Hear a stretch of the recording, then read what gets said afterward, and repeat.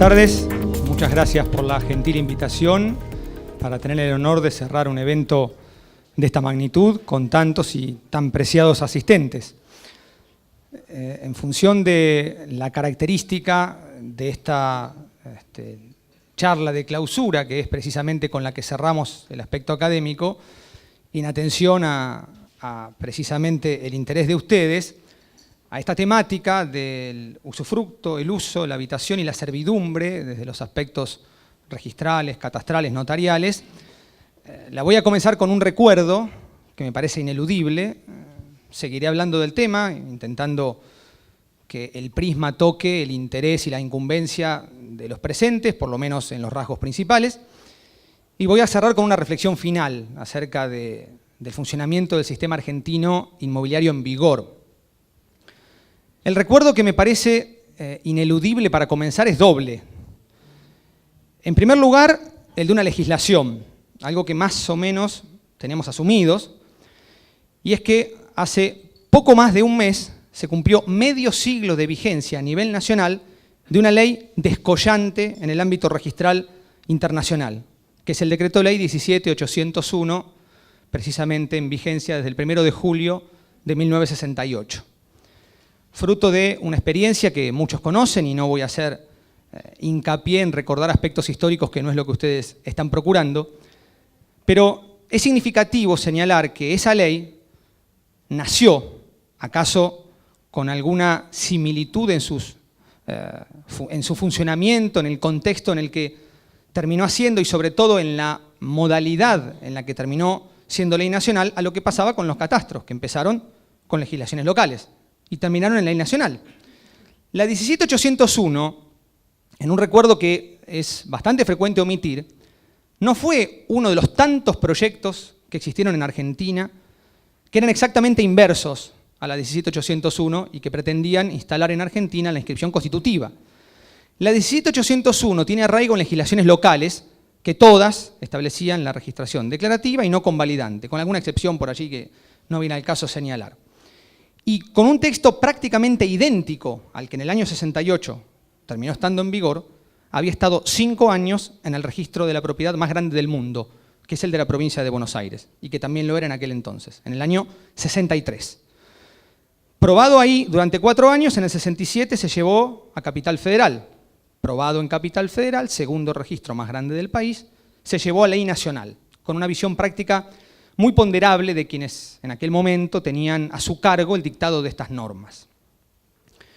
Y la segunda parte de este recuerdo es de una persona que fue la primera que hizo el comentario integral de la 17.801 y el verdadero creador de la doctrina del derecho registral inmobiliario en Argentina, que precisamente hace pocos meses se cumplieron 10 años del fallecimiento, lamentablemente entiendo no suficientemente recordado, y es el maestro Raúl Rodolfo García Coni, que era correntino y tuvo mucha actuación en la provincia de Buenos Aires, llegó a ser presidente del Colegio de Escribanos a nivel nacional, muchísimo, y también fue durante 4 años el primer director del registro de la propiedad más grande del mundo, el de la provincia de Buenos Aires, justo después de entrar en vigencia la ley 17.801, del 69 al 73.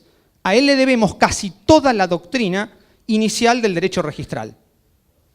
¿Y por qué viene a cuento en un evento como este? Primero porque hablar de derecho registral a los 10 años de la muerte de García Coni me parecía más que pertinente este recuerdo, pero además fue el primer autor que hizo algo que hoy olvidamos, quizá precisamente porque lo tomamos como asumido, como algo natural, y en realidad provino de él.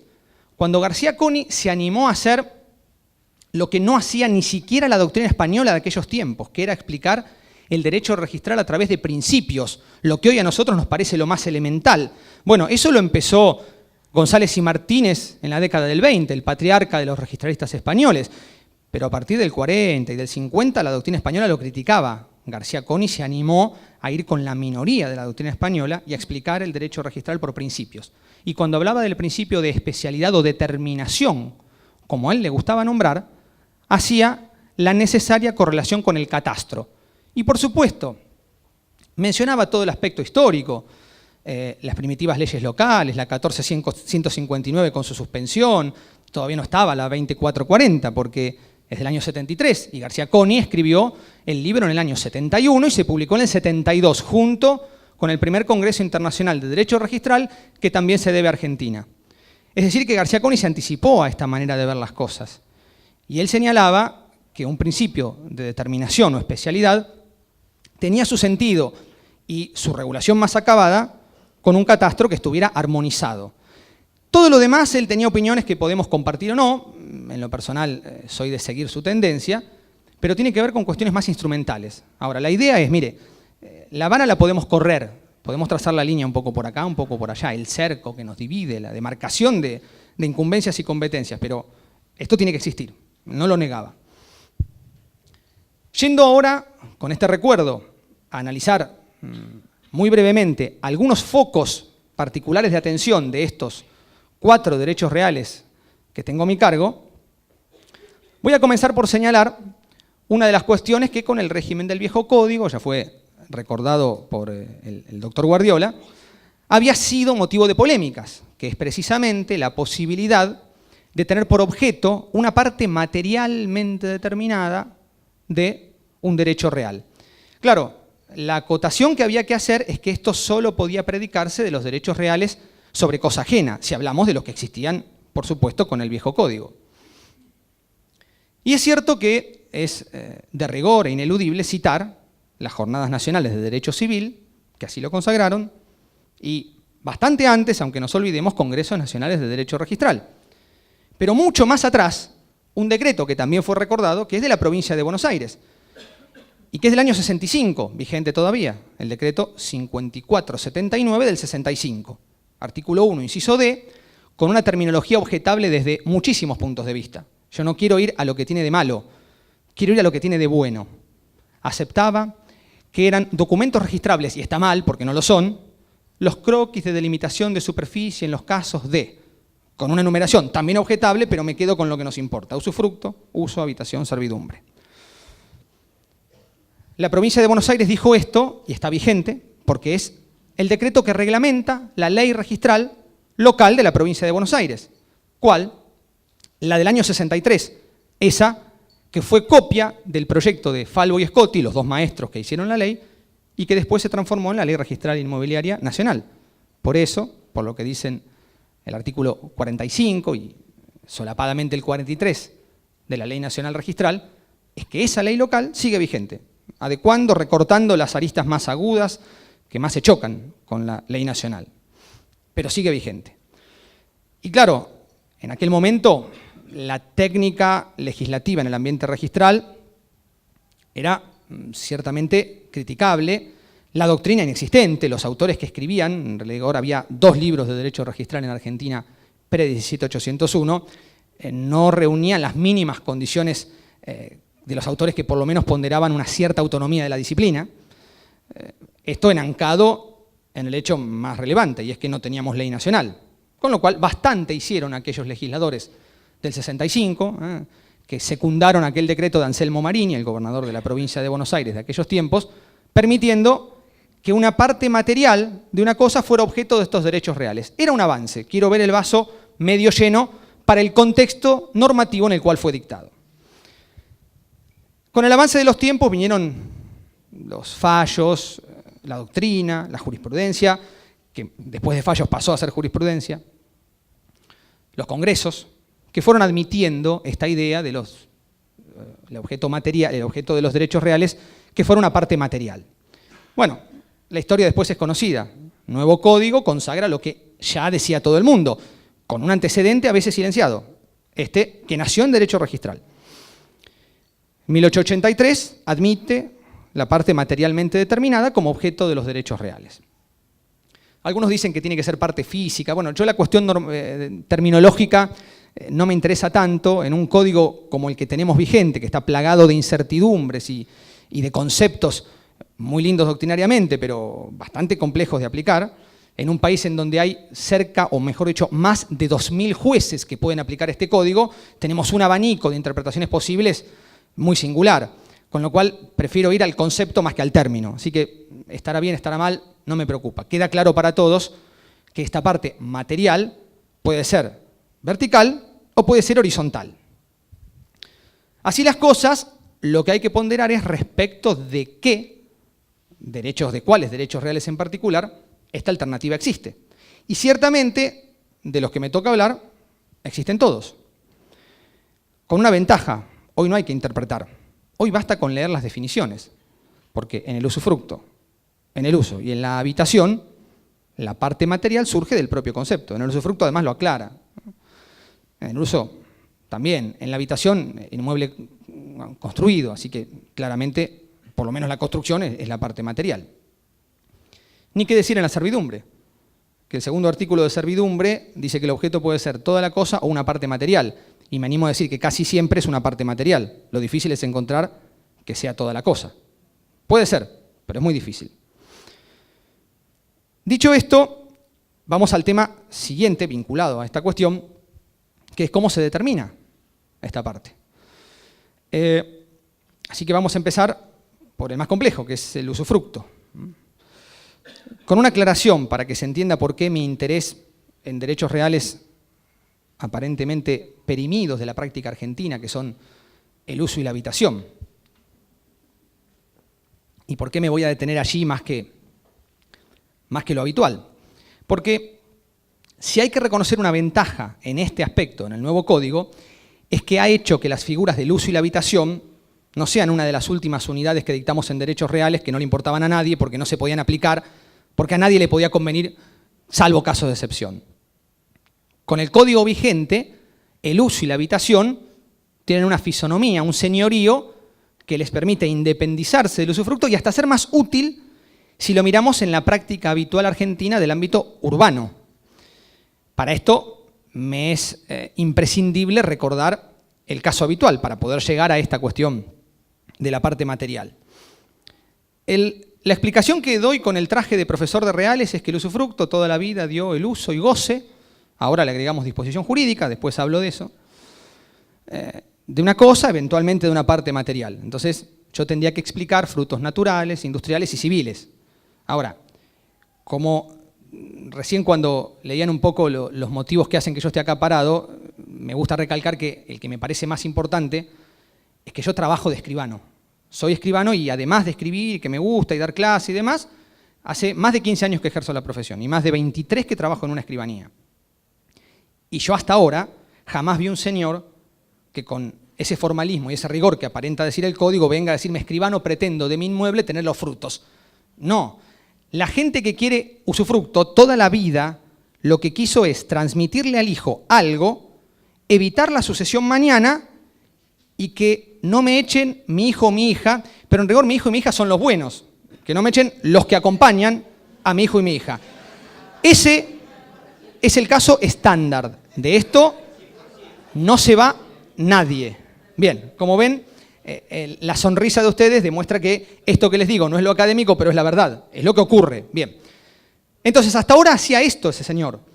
Y esto tenía una ventaja que él no la pensaba y a veces no se la decíamos, pero la tenía. Era que de ahí no lo iba a poder expulsar nadie por deudas que él tuviera. Porque el usufructo en el Código de Vélez no era ejecutable. Por supuesto, si este acto era fraudulento, como cualquier otro, podía caer, pero bueno, la acción de fraude tenía sus requisitos muy puntuales, a veces difíciles de probar aunque ocurrieran, y otras veces fáciles, sí, pero decididamente infrecuentes para el señor de 70 y pico, 80 y pico de años, que le dejaba a los hijos y que no tenía demasiadas deudas, pero le preocupaba mucho que alguien lo sacara. Él pensaba siempre en la o el que acompañaba al hijo. Bueno, pero también a veces le decíamos, mire, no piense solo en él, piense que si usted tiene un problema como un accidente de tránsito, bueno, esto no se lo sacan. ¿Qué pasa? En el nuevo código, esta idea hay que cambiarla. Y yo entiendo que muchos operadores jurídicos no han visto el cambio de función económica. Yo escribí hace unos cuantos años, un poco después del código, alguna nota al respecto, ¿no? Cambio de función económica de usufructo, uso y habitación. Ya no se puede usar como antes, porque en el libro de reales me marcan dos diferencias, y está bien, pero en la práctica, el señor que viene con el mismo planteo nos dice usufructo porque lo hizo una vez o dos, o lo hicieron sus padres, abuelos, y etcétera. Pero ya no tiene lo mismo, porque ahora el usufructo es subastable. Una innovación que muchos autores cuestionaron, ¿eh? Muchos no están de acuerdo. Y yo, la verdad, para ser franco, en un código que, insisto, estoy convencido que es el peor de todos los proyectos que tuvimos nosotros hasta ahora, es el que tenemos como código. Lo dije cuando era proyecto y lo digo ahora, justamente por esta noción de incertidumbre. Acá yo no creo que haya desacertado. Ha sido prolijo y lo saludo, me guste o no la solución. ¿Por qué? Porque si yo quiero acceder a lo que tenía antes, puedo acceder con alguna pequeña diferencia que voy a marcar. Lo que pasa es que tengo que cambiar de figura jurídica. Bueno, pero no me lo quitó lo que yo tenía. Ahora, si yo no lo investigo y sigo haciendo usufructo, entonces ya no funciona. Porque ahora que el usufructo es ejecutable, ese señor, a sus miedos adicionales, tenía que sumar que ahora sí lo pueden subastar por deudas. Lo dice el código, clarísimo, 2144.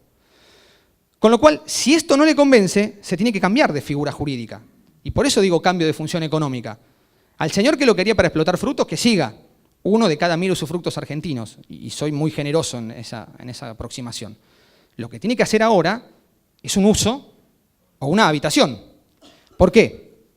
Porque el uso no es ejecutable. Y la habitación tampoco. Voy a empezar por el fácil, que es la habitación. En rigor, ambas cuestiones son claras en el código, pero increíblemente hay autores que han cuestionado lo del uso, cosa que, insisto, en este código es categórico. La habitación deja claro el código que no es ejecutable por acreedores, no es transmisible el derecho real, no se pueden constituir derechos reales ni se pueden constituir derechos personales. Léase, este señor solo puede morar, 2158, morar en un inmueble construido y punto. No puede hacer otra cosa. ¿Qué significa morar? Es toda otra historia. No quiero aburrir y prometo ser sumamente restrictivo en la mención de artículos de código. Lo voy a hacer cuando me parezca imprescindible. Con lo cual, que el usufructo se puede subastar no hay duda, que la habitación no se puede tampoco. El tema del uso, el cuestionamiento vino porque hay un artículo, uso tiene 4 artículos y para el resto remite usufructo, y habitación tiene 4 artículos y dice para el resto remito al uso, que como remite usufructo, caemos en los mismos artículos. Uso tiene un artículo que dice al revés, mire, se podrán ejecutar los frutos si no son necesarios para la vida del usuario y su familia. Bueno, el código había pretendido desvincular la idea del uso de la familia, de la definición lo desvinculó, lo vuelve a incorporar acá, no sabemos qué familia, qué son necesidades, bueno, me voy de eso. Pero lo cierto es que, primer argumento a favor de la idea de que el uso no se ejecuta, me dice, puede ejecutar los frutos. Si pudiera ejecutarse todo, no haría falta que aclare, porque la regla es todo patrimonio del deudor es ejecutable por acreedor, punto. A este argumento hay que sumarle otro, que lo refuerza, el 744, un artículo que está ahí adelante, cuando habla de la parte general del patrimonio, entonces dice, mire, principio general, dice el anterior, es todo ejecutable, ahora le explico lo que no. Y en lo que no, el inciso E de ese artículo, una redacción sumamente reprochable, porque menciona 4 derechos reales, pero 3 artículos, porque a uno se le escapó, bueno, en fin. Lo cierto es que ahí queda claro que el uso solo es ejecutable según ese artículo que dije recién, el de los frutos. Con lo cual, lo único ejecutable del uso son los frutos. Así que este señor que antes se reservaba el usufructo, con esa ventaja, hoy tiene que reservarse, con la misma noción, el uso o la habitación. Ahora, yo voy a marcar las diferencias prácticas con el usufructo y entre sí. Porque antes casi que era un ejercicio algebraico de los autores señalar cuándo la habitación, el derecho de uso se podía transmitir, que si onerosos, inmuebles. Bueno, ahora que se revitaliza, es sencillo. Nos podrá parecer complejo de entender, pero no cuestionable. ¿Y qué dice el código al respecto? Bueno, en este sentido, me marca que el uso tiene una restricción respecto del usufructo. Hay algo que puede hacer el del usufructo y este no, que es constituir derechos reales sobre cosa ajena. No todos, los que puede el usufructuario, que son muchos. Hipoteca no, según la Jornada Nacional de Derecho Civil 2015, conclusión mayoritaria que comparto porque impulsé esa conclusión, para bien o para mal, me parece claro que no se puede para el usufructuario hipotecar. Ahora, en el uso no se puede constituir ninguno de esos derechos reales que se pueden en el usufructo. La realidad es que no le importa absolutamente a nadie. ¿Por qué? Porque a lo largo de la historia, los usufructuarios en el viejo régimen que se lo reservaban para que justamente no los pudieran echar, nunca en la práctica se les había ocurrido hacer, por ejemplo, una locación sin contar con la conformidad del nudo propietario.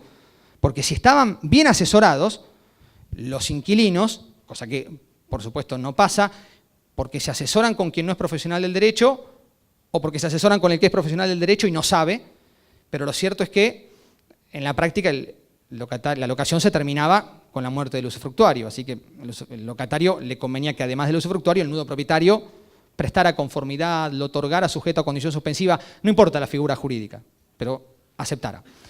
Hoy el usuario que pretende constituir derechos personales como la locación tendrá que recurrir a lo mismo, el problema es igual. Y desde ya, que si quiere constituir derechos reales no puede. Ahora insisto, los usufructuarios antes no pretendían tampoco, no se podía, pero no lo hacían no porque no se pudiera, no les interesaba, ellos querían vivir. Como mucho alquilar con este alcance, pueden seguir haciéndolo.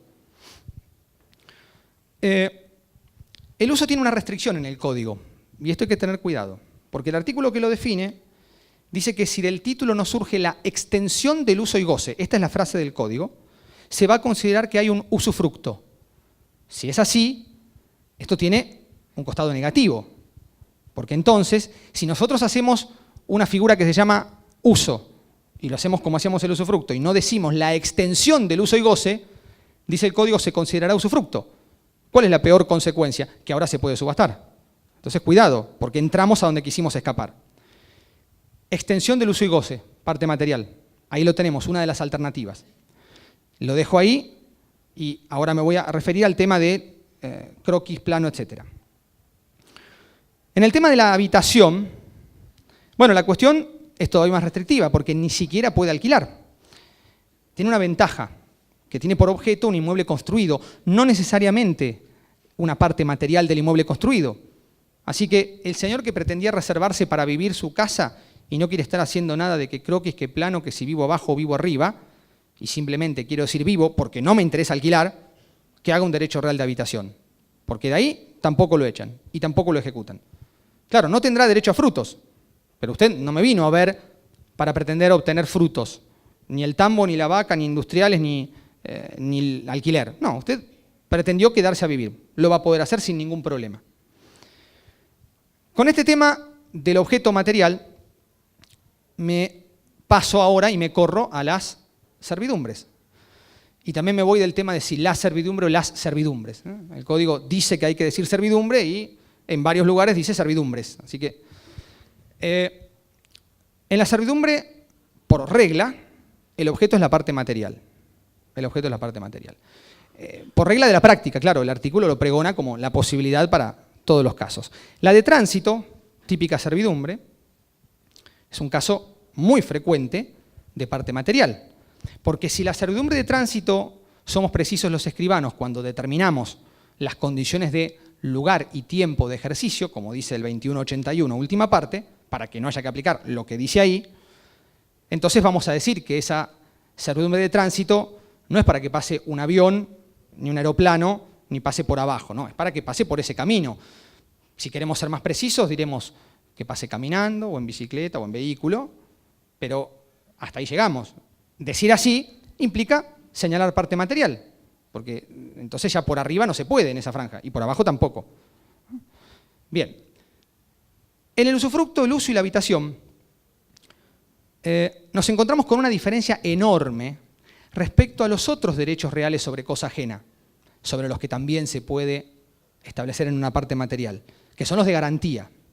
Y la diferencia es enorme y creo que es determinante para que yo marque mi disidencia con una idea que planteó el doctor Guardiola, ya sabe, además somos amigos y hemos planteado muchas veces esta cuestión, y es que en los derechos reales de garantía, la diferencia que prima con respecto a lo que ocurre en los de uso y goce, es que los de garantía permiten transmitir forzosamente ante el incumplimiento el derecho real sobre cosa propia que lo constituyó.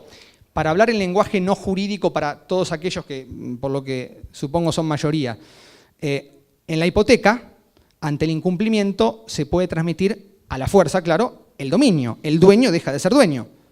En el usufructo, el uso, la habitación, y ni que decir la servidumbre, nunca, por un incumplimiento, va a haber, por ese derecho real, la posibilidad de que el nudo propietario deje de ser nudo propietario. Se puede subastar el usufructo, de eso voy a hablar, pero nunca la nuda propiedad. Lo cual me determina que nunca va a haber un cambio de titularidad en la persona que es dueña, superficiaria, condómina, propietaria horizontal, según los supuestos de legitimados. Y por eso creo que la idea de la provincia de Buenos Aires del croquis recepta lo que refleja el código hoy, porque el cambio de titularidad es imposible en estos derechos reales de disfrute. Por eso solo hablé de estos. En la de garantía es otra cosa. La hipoteca sobre parte material puede terminar en que de esa parte material va a salir otra titularidad, lo que implicaría otro inmueble, lo que implicaría el documento cartográfico plano. En el croquis, en usufructo, uso, habitación, esto no hace falta, porque precisamente nunca puede cambiar la titularidad del derecho real sobre cosa propia a consecuencia de este derecho real. Podrá cambiar, claro, por otras circunstancias. Pero en servidumbre todavía más, porque ahora el código dice lo que antes también decía Vélez, solo que hay que reconocer, ahora se dice con más claridad, a raíz de la experiencia de 140 años de vigencia de ese enorme monumento jurídico que fue el Código de Vélez. El 2181, última parte, dice: si del título no surgen las condiciones del tiempo y lugar de ejercicio de la servidumbre, las determina el titular del inmueble sirviente. Esto lo dice ahora y también lo decía antes. ¿Es prolijo que no se determine? Y claramente no. Pero el código lo tiene plasmado en algo que, a mi modo de ver, no es más que una aplicación de una regla que está en la parte general del código, ¿no?, para todos los derechos reales, que la reitera en el dominio, y si uno pone la lupa, la puede llegar a encontrar en resquicios del resto del articulado. Y es que se presume la liberación de los derechos reales sobre cosa propia. Para ponerlo más práctico, cuando tenemos un derecho real sobre cosa ajena, hipoteca o servidumbre, o el que ustedes gusten, tenemos dos personas al menos que confluyen sus derechos en el mismo objeto. Usufructuario, nudo propietario, acreedor hipotecario, dueño. Entonces el código del conjunto de facultades que se permiten a las personas sobre las cosas tiene que agarrar un bisturí y ser muy selectivo en el corte. Dice, de este conjunto de facultades un poco para acá, un poco para allá. Y claro, según cuál sea el derecho real, la torta para el dueño es más chica y más grande para el otro, o viceversa. Pero no deja facultades que no las pueda hacer nadie. O se la damos al dueño o se la damos al otro. Más le damos al otro, menos le damos al dueño. Y entonces el código lo que dice es, mire, cuando usted tiene dudas de dónde pone el bisturí, cómo reparte, la porción más grande désela al dueño. Eso es lo que dice el código. Entonces, cuando hay una servidumbre, más allá de que hay ahora dos inmuebles para todas y no se discute, en la de tránsito está mi inmueble que soporta el camino. Soporta el camino que pasa por acá una persona en particular, que es el dueño del inmueble vecino. Claro, el inmueble vecino es dueño de un inmueble, pero ese inmueble no es objeto de la servidumbre. Es un requisito de legitimación. Si él no fuera dueño de ese inmueble, no puede pasar por acá. Pero el objeto es el mío, no ese. Entonces, como él tiene que pasar por acá, lo que el código dice es, siguiendo este principio general, vamos a leerlo con texto oculto. Si el escribano que hizo la escritura cometió la torpeza de no colocar ninguna pauta, ninguna, de paso y decir paso y punto, bueno, en tal caso, el titular de este inmueble que soporta que alguien camine va a decidir por dónde. Y claro, pero lo va a decidir en su favor. Sí, por supuesto, eso dice el código, que esté claro. Por eso digo que el asesoramiento tiene que ser, mire señor, usted tiene un riesgo. Si no decimos por dónde pasa, le tengo que decir al del inmueble dominante, lo va a elegir el otro. Ahora, desde ya, si yo lo asesoré y él lo quiere así, bien, ahí está cumplido. Yo haría un asesoramiento inadecuado si no se lo dijera. Si él quiere, se hace así, porque el código lo permite. Y esto no es solo para la servidumbre constituida por vía contractual, también la que se hace por testamento, pero esos son casos para tomarlo en el examen final de reales, porque servidumbre que nace por testamento, poquísimas. Pero bueno, la palabra título, con un sentido generoso con el que hay que leer este código, se interpreta en ese sentido, más bien en el de causa, de documento de la causa y no de título y modo. Con lo cual el código hasta prevé, como antes, el caso en el cual no se haya determinado nada, absolutamente nada de una servidumbre. ¿Es prolijo? Repito, no. Pero hay algunas maneras de determinarlo en zona urbana que pueden ser cómodas si es que esta modalidad es lo que prefieren los otorgantes. Por ejemplo, determinar la planta o polígono, como le llamamos en la provincia de Buenos Aires y en varias del país, decir que esta servidumbre de tránsito será por cualquier lugar, pero del polígono 0001, que es el de planta baja. Entonces ahí está determinado. Y si es todo el polígono, ojo, que el dueño no puede decir, a ver, sí, pero ¿sabe qué? Mejor de aquel lado. No, porque está determinado. No es que el código permite que si es inconveniente lo corra. Aclara, es más, lo dice, mire, el titular de sirviente no puede señalar el lugar que le convenga. Tampoco lo puede hacer el dominante. No, me conviene más por arriba. Se pactó por acá. Salvo que sea forzosa, que no es de lo que vengo a hablar, no puede elegir el lugar más cómodo que más le conviene para pasar. Es todo lo que se pactó. Entonces, ¿es conveniente determinar algo? Sí. ¿Es imprescindible hacerlo? No. ¿Es prolijo? No, porque claro, yo no cumpliría mi función antilitigiosa, como decían los clásicos, o alitigiosa, según cuál les guste, si no los asesorara, porque le tengo que avisar. Salvo que usted diga toda la planta baja o planta primer piso, ante un problema va a la justicia. ¿Y el juez qué pautas le damos? Y pocas, porque seguramente el titular de sirviente dirá, bueno, elijo yo, es por ahí. Ahora, el dominante va a decir, claro, pero escúchame, la servidumbre era para transitar y en el espacio que usted me deja me está señalando un lugar donde hay agua. Y a mí me permiten mejoras necesarias en el inmueble sirviente, pero no me permiten hacerle un camino. Entonces iremos a la justicia. ¿Esto es conveniente? No. Pero mi asesoramiento termina ahí. Conviene hacer otra cosa, pero el código lo avala. Con un aditamento. El código de Vélez era un código ni que catastros, ni que registro. Ya sabemos, es más, ¿no? La famosísima nota final al título 14 del libro tercero de hipotecas explicaba a Vélez los motivos por los cuales en Argentina no colocaba registros. Adecuados, inadecuados, que reflejaban un pensamiento coyuntural o estructural, no lo sé, pero lo decía. Entre otras cosas, lo saben de memoria, decía la ausencia de catastros más o menos prolijos en Argentina. Así que el código de Vélez no lo dijera, lo podríamos atribuir a esto. Pero lo dice un código con Ley Nacional de Catastro previa, y no que la 1459 o que el 2740 con esa suspensión del año 73. No. La ley vigente, 26209. Bien.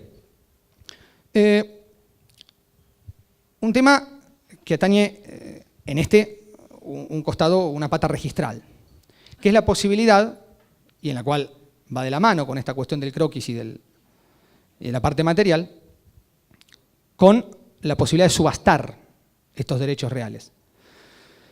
Yo había comentado que a tenor de lo que señala el código, entonces, como conclusión, el usufructo hoy es subastable.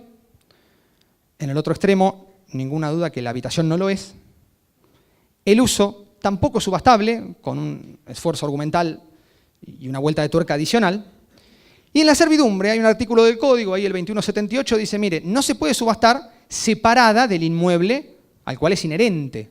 Hablo de inherencia, me gustan más los clásicos, accesoriedad, pero no en función de garantía, se dice hoy. Bueno, pero se comprende, yo no puedo subastar la servidumbre de tránsito, yo puedo subastar el inmueble dominante. Si subasto el dominante, va íncita la servidumbre de tránsito, lo quiera o no lo quiera, pagué poco o pagué mucho. Y si subasto el inmueble sirviente, va íncito que el que compra soporta servidumbre de tránsito. Me guste o no me guste, lo sepa o no lo sepa, lo pagué bien o no. Todo, por supuesto, ponderado con la publicidad registral, posesoria, cartular, terceros de buena fe y demás, que es más conocido y por cierto, no me toca aludir a ellos. De la mano de esto, entonces, está el reflejo registral, que se embarga y que no. Bueno, claramente el usufructo hay que admitir el embargo en el registro de la propiedad. ¿Por qué? Y porque si el usufructo es subastable, alguien puede adquirir en la subasta. Del otro extremo, claramente la servidumbre no es embargable. Será embargable el inmueble dominante, no la servidumbre. La habitación tampoco es embargable porque no es subastable. Y el uso creo que sí, y creo que es correcto anotar embargo sobre el uso pese a que no es subastable. Por los mismos motivos que entiendo que era correcto embargar antes el usufructo. Y en este sentido se opone el registro inmobiliario de Capital Federal con el de Provincia de Buenos Aires. Y ustedes me añadirán los de sus respectivas demarcaciones. Provincia de Buenos Aires hizo lo que siempre entendí correcto. Capital Federal hizo lo que siempre entendí equivocado. Capital Federal argumentaba que el usufructo, hoy leamos uso, al no ser subastable, no meritaba un embargo, Porque ¿para qué voy a embargar si nadie iba a poder concretar ese embargo en subastar el derecho? Nadie podía pujar para adquirir. Bien. Y entonces no correspondía. ¿Qué dijeron en Provincia de Buenos Aires? Insisto, creo que con muy buen tino. Que esto es cierto. Ante usufructo y uso no es embargable. Pero, como se pueden embargar los frutos, claro, sí, los frutos hay que embargarlos en su lugar. Sí, sí. Pero los frutos civiles, ¿qué hacemos? Porque los frutos civiles son el alquiler. El 99% de los frutos de un uso, de los pocos que pueda haber, como antes del usufructo, va a ser un alquiler. Entonces, ¿qué es lo que habría que hacer? Que cuando se solicita un informe de dominio por el usuario, a nombre de ese derecho para poder alquilar, surja que ese uso está embargado, cosa que el inquilino sepa que no puede ir a pagarle a ese señor, que si hay un expediente tendrá que presentarse en autos y ver en dónde se le indica pagar. Porque si no, al que perjudicamos es a ese acreedor, a ese que pretendió embargar. Dice, ¿cómo? Yo puedo embargar los frutos. Y resulta que me dice un cartel muy lindo que embargo frutos, pero va un inquilino, le paga a él, ¿y cómo hago? Y el inquilino pagó bien, si no le avisamos. Me dirán, ¿quién pide un informe de dominio por el locador en Argentina? Y cuando se hace en una escribanía o en un estudio jurídico, presumiblemente sí. Si lo hacemos en un formulario comprado en la esquina o por alguien que no es profesional del derecho, bueno, lo más probable es que no. Bueno, esto es una realidad distinta. Con lo cual, entiendo que lo que hace la provincia de Buenos Aires en este sentido, de anotar esos embargos sobre el usufructo, es correcto. Pero en este sentido, la provincia de Buenos Aires comete un error. Porque en la orden de servicio 45 del 2015, una orden de servicio pionera en ese sentido, porque se animaron a dictarla antes de la vigencia del código, creo que en los temas discutibles tiene algunos desaciertos, pero en la mayor parte de los casos creo que acertaron. Y dicen ahí que el uso se puede ejecutar en función del 2157. Bueno, no, claramente no. En función de ese artículo y de los otros que comenté, no se puede subastar el uso. Está bien que lo embarguen, pero de ninguna manera se puede subastar. Para concluir este tema del embargo y de la posibilidad del usufructo, del embargo del uso, del usufructo, de la habitación, la servidumbre, hay que hacer notar algo, que es lo que en la mayor parte de los casos va a disuadir acerca de ejecutar en Argentina hoy un usufructo. Y es que en la realidad el código dice que aún, hay que hacerlo la interpretación de esta manera, aún en caso de subasta, la duración del usufructo será la del primer usufructuario, del original, aquel que estamos hoy subastando. Entonces, ¿qué es lo que va a pasar? Que en la práctica, por muy lindo que quede, es de presumir que nadie va a comprar un usufructo en una subasta porque ese derecho real que adquirió en la subasta está sometido a extinguirse cuando ese ejecutado se muera. Por supuesto, cuando él se muera también, pero eso ya lo sabía él, porque es lo que pasaba antes. Pero ahora le añaden el anterior. Por eso yo sostengo que esto se parece más a la sesión del ejercicio anterior que a una transmisión, pero es una cuestión de nombres. Lo que importa, nos guste llamarlo como nos guste, es que el usufructo se extingue con la muerte del primer usufructuario. Con lo cual, el que hoy lo adquiere en subasta lo va a ver expuesto a extinguirse. Entonces, si en las subastas los inmuebles, cuando subastamos el dominio, la propiedad horizontal, o supongamos hoy la superficie, se obtiene un precio sustancialmente menor al que se obtiene en la negociación voluntaria del mercado, imagínense lo que se puede obtener por un usufructo que en la negociación voluntaria del mercado será menor, bueno, en una subasta, considerablemente menor, tan exiguo que va a sacar interés.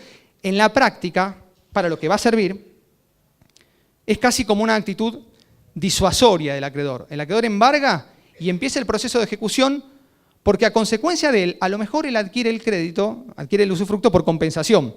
Y en realidad lo que le importa no es ese usufructo, que posiblemente valga poco para él, sino que está, entre comillas, amenazando que ese usufructuario que estaba tranquilo se va a tener que ir.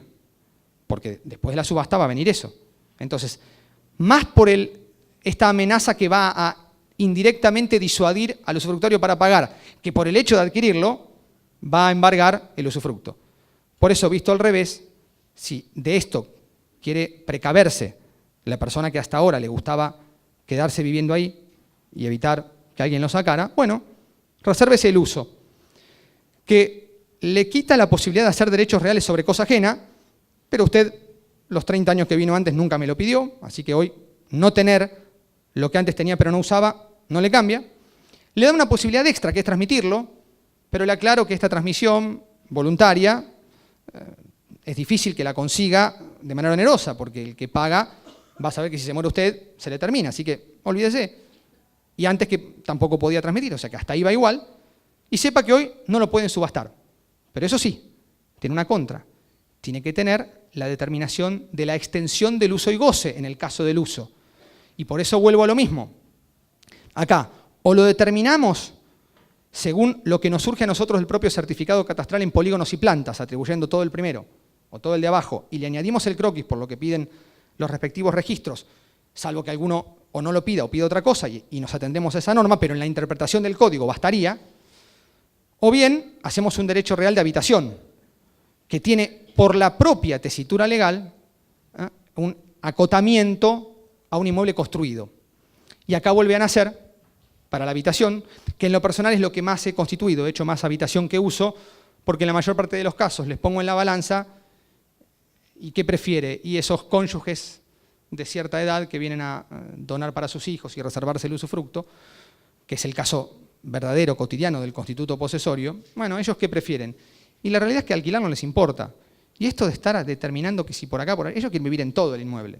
Perfecto. Si es una casa o si es un inmueble construido de otra clase, bueno, resérvese el derecho real de habitación. Y entonces ahí, como hago más habitación por esto, porque le evita tener que determinar esta parte material tan incómoda, que implica, a ver, me voy de las incumbencias, uy, yo tengo que determinarlo, uy, el agrimensor tiene que hacer un trabajo. No, además, implica que sobre lo que no es el objeto, pueden estar los hijos, esos donatarios. Si el objeto es este, ahí están. Entonces, en lugar de esto, hago un derecho real de habitación, que no tengo que estar determinando nada, pero ahí renace la importancia del catastro. ¿Por qué? Y porque el inmueble tiene que estar construido. Y como el inmueble tiene que estar construido, porque es inmueble construido, la determinación de estar construido o no, en la mayor parte de los casos, proviene de ahí. Entonces, bienvenido sea. Claro, ya sabemos, la ley nacional justo dice que para la constitución de usufructo, uso, habitación, no se requiere, 26.209, no se requiere el certificado de catastro. Bueno, pero estamos adicionando un recaudo que antes no estaba. El Código de Vélez, cuando hablaba del derecho oral de habitación, hablaba de casa.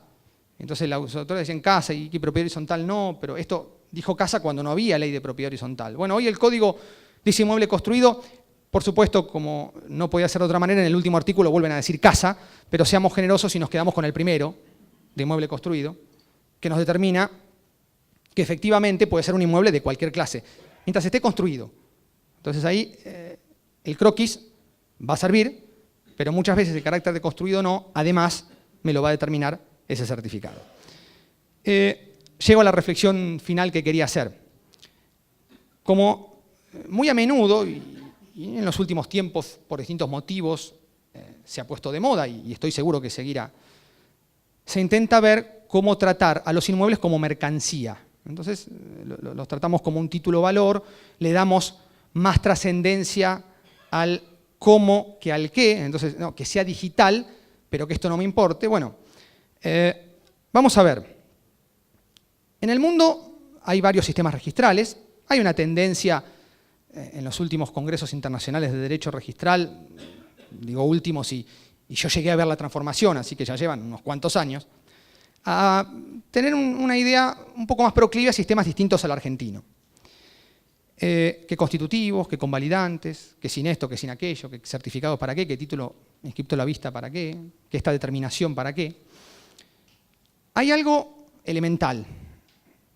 Lo primero es que cualquier sistema registral perfecto, hay algo, y notarial, y si quieren hasta catastral perfecto, hay algo de lo que no puede prescindir, porque si no es una mentira, que es el objeto. Los derechos reales tienen un objeto. Cuando el objeto es una cosa, si la cosa no existe, a mí me lo podrán disfrazar de lo que quieran, pero eso no puede ser un derecho real, porque si en la bolilla 1, repito, autores franceses, desde el infinito, que arrancan desde Potier, un siglo antes que el código francés, y terminan con los de ahora, que la relación directa o que inmediata o que las dos cosas, bueno, si no tengo objeto será muy lindo, pero va a pasar lo que ha pasado en algunos países de América Latina, que después de un terremoto tengo inscripción constitutiva, que me dice que yo soy un regio dueño de la, llamémosle, unidad funcional 52, que está en el piso 8, y miro para arriba y me corto en el 3. Ahora, si el sistema es constitutivo, yo soy dueño de eso. Entonces, ese es cubo de aire en serio, no como decía el maestro García Coni, no, esto es cubo de aire en serio. Así que todas estas cuestiones me llevan a la última parte de esta reflexión, que tampoco se ha llegado a mirar y a valorar en los autores argentinos. Tomen ustedes un libro de algún clásico autor registralista europeo, si quieren. Tomemos los países que tenemos por sistemas registrales más avanzados y entendemos a veces por avanzado que sale todo en 24 horas y que eso es importante. Claro, es una parte del avance, sí. Como explicó la querida amiga y colega Zulma Doda, esto se puede, por supuesto, pero suponer que eso es el sistema registral, bueno, desde ya que no. Hay en Argentina, hay en Argentina, que en 24 horas tenemos certificados registrales. Esto se puede. Hay países con sistemas similares al nuestro que lo tienen en 48 horas, Uruguay, con las diferencias que quieran. Y que en Uruguay, ¿qué hicieron? ¿Saben qué ley copiaron? Una que se llama 17801, la Argentina. Pero no la hicieron solo para inmuebles, Hicieron una ley general, una ley del año 97, reglamentada en el 98, y le hicieron ley para todas las registraciones patrimoniales, con pequeños matices de diferencia para cada uno, con la 17801. Así hicieron ese sistema. ¿Qué quiero marcar? ¿Qué es esto segundo? Tomen autores clásicos, autores modernos, de cualquiera de estos países que tenemos por cruzando el Atlántico como más avanzados. O tomen a los países de América Latina que siguen a esos países que se tienen por avanzados, que tienen inscripciones opuestas a las nuestras. Y en todos van a encontrar algo que en Argentina no solo no lo encuentran, sino que a mí en las clases de registral me cuesta explicar lo que es, porque no se entiende. Y dice, el problema de los inmuebles no inscriptos. Entonces nosotros decimos, le ponen otros nombres a esto, titulaciones defectuosas, voy a lo mismo, no me importan los nombres. Ahí se suele confundir y decimos, está hablando del efecto de la falta de inscripción. No, eso es nuestro viejo 2505, el 2 y el 20 de la 17801, el 1893 del código. Entonces es la transmisión no inscripta. No es eso. Pasa ahí, sí pasa, por muchas cosas. Y las vamos a ver ahí de manera periférica. Esto es más grave. Esto no es la venta que no se inscribió, es un inmueble no inscripto. Entonces cuesta explicarlo acá a alguien que estudia registrar en Argentina. Espera, ¿a qué le llama inmueble no inscripto? A eso, a un inmueble que es dominio privado, pero que no está inscripto. Me dirán, pero yo conozco, sí, claro que pasa. Pero vayamos al reflejo estadístico. Estadísticamente es absolutamente marginal esa cuestión en Argentina, absolutamente marginal. Que podrá estar enfocada en un sector porque pasó tal cosa, porque era dominio público y se desafectó y entonces no vendieron, está bien. Pero entonces le falta una transmisión, el Estado tendría que haber leído el artículo 10, último párrafo de la 17801 y diferenciar el público-privado. Bien, eso es porque no se cumplió como lo dice la ley. Insisto, eso es marginal. En la mayor parte de estos países, el índice de inmuebles no inscriptos, no de transmisiones no inscriptas, de inmuebles no inscriptos, es la tercera o la cuarta parte de los inmuebles de ese país. La tercera o la cuarta parte de los inmuebles. Un disparate. Imagínense provincia de Buenos Aires con más de 8 millones de matrículas. Si fuera igual, estaríamos hablando que habría 2 millones de inmuebles sin inscribir. En Argentina sería un delirio. En estos países es un capítulo en derecho registral. Hay un señor que va a dar clase de esto y explica que la transmisión es inoponible. El Código Español tiene artículos. Bueno, ¿por qué en Argentina no pasa? Porque todo este sistema, que mire que el título, que el modo, que entregar, que la escritura, que inscribir, que a veces el catastro, que el plano, que la división, este sistema funciona. Porque si no funcionara, después vemos que el efecto, que no efecto. Si no funcionara, lo primero que pasaría sería esto. Y ahí, claro, hay otra cuestión. La mayor parte de las leyes notariales locales le agregan a esto otra vuelta de tuerca y van con el segundo tema. No solo el inmueble tiene que estar inscripto, porque lo presume la 17801. Me dice, el escribano deberá tener a la vista el certificado, que ya sabemos que es válido, si no lo tengo, y que, en fin. Pero presupone que está inscripto. Pero agrega algo más. Las leyes locales, la mayor parte, dice el escribano está obligado a inscribir. Eso es prácticamente único en el notariado latino. A nosotros nos parece lo más normal del mundo. Bueno, no lo es en la mayor parte de esos lugares. Después entramos en la discusión de si es dispensable, si no, si lo permite la ley local. Esa es otra historia. Pero la regla, para prácticamente toda Argentina, es que el escribano está obligado a inscribir. Y por eso, el índice de títulos inscriptos en Argentina sigue siendo el más alto del mundo.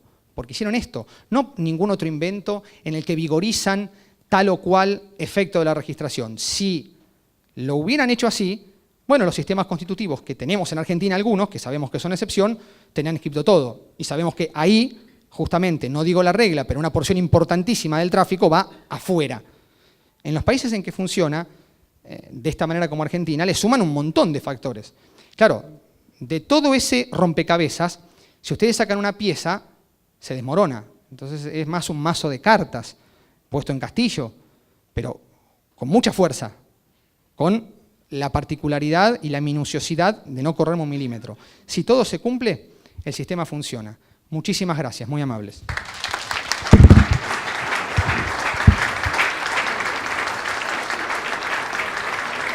Agradecemos la presencia de Marcelo Urbajena.